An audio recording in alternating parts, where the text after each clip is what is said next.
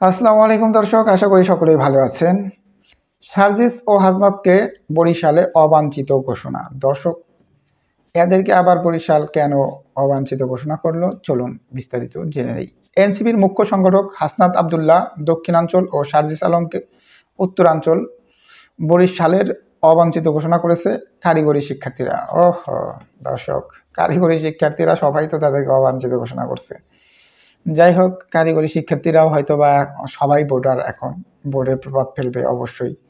তাদের আশা আকাঙ্ক্ষা এনসিপির আসলে পূরণ করা উচিত বলে আমিও মনে করি। অর্থাৎ তাদের যদি কোনো যৌক্তিক দাবি থাকে তাহলে সেটা পূরণের চেষ্টা করা। আর এনসিপির অবস্থা তো খুবই নাজেহাল দর্শক, কারণ হচ্ছে এনসিপি বড় বড় অনেক নেতাই তা এনসিপি থেকে পদত্যাগ করছে, আর এনসিপিকে বর্তমানে সরকার কোনো ধরনের ভ্যালু দিচ্ছে না, অর্থাৎ এনসিপি নাই হয়ে যাবে দর্শক। ৭ দফা দাবিতে আন্দোলনকারী শিক্ষার্থীরা গতকাল বুধবার নগরের চৌমাথায় ঢাকা কুয়াকাটা মহাসড়ক অবরোধ করেন। সেখানে শিক্ষার্থীরা এনসিপির ২ শীর্ষ নেতাকে বরিশালে অবাঞ্ছিত ঘোষণা করেন। জানা গেছে, গতকাল সকাল ১১টা থেকে ১ ঘন্টা মহাসড়ক অবরোধ করে রাখা হয়। এর আগে বরিশাল পলিটেকনিক ইনস্টিটিউটের শিক্ষার্থীরা মিছিল করে সেখানে যান।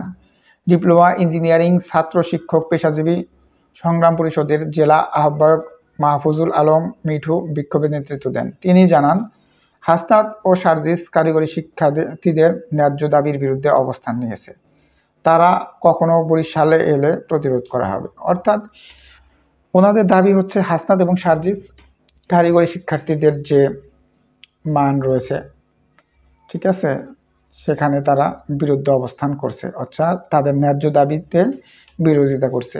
যার কারণে যদি তারা কোনো দিন কখনো বরিশালে আসে তাহলে তাদেরকে বরিশালে প্রতিরোধ করা হবে। দর্শক, কারিগরি শিক্ষার্থীদের এই বিষয়টিকে আপনারা কিভাবে দেখছেন? তারা যে দাবিটা করছে আসলে সেটা সঠিক কিনা অবশ্যই কমেন্টে জানাবেন। ধন্যবাদ সকলকে। আসসালামু আলাইকুম।